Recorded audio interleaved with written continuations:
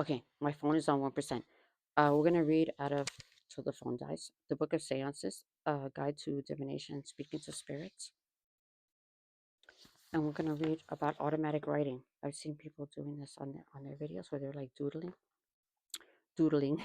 What is automatic writing? Have you ever doodled while talking on the phone? Most I used to do that a lot.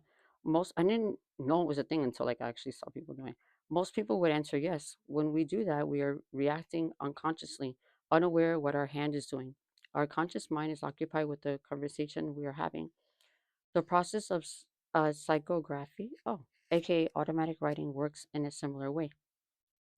During an automatic writing session, ideas and thoughts are believed to be telepathically communicated from a spirit through the writer onto the paper.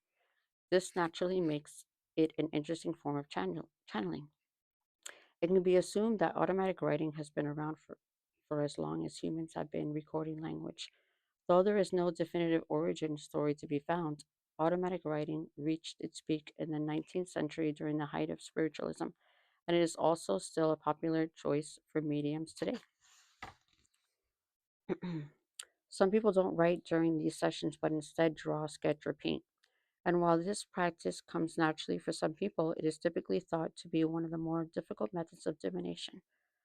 Past Part of the reason for this is internal skepticism. It can be hard at first to determine whether you're actually channeling from a spirit or if the words are coming from a higher version of yourself.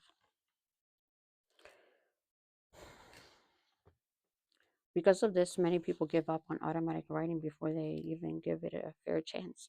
I recommend working automatic writing for a minimum of 3 months before deciding it isn't for you. Try different techniques. Paranormal story and history. Ooh, I like stories. Did automatic writing help uncover some of the lost ruins of Glastonbury Abbey in the early 1900s? The man credited with their discovery certainly thought so.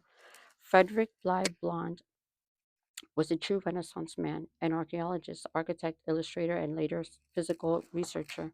He had no shortage of skills, but the one he would become famous for his automatic writing.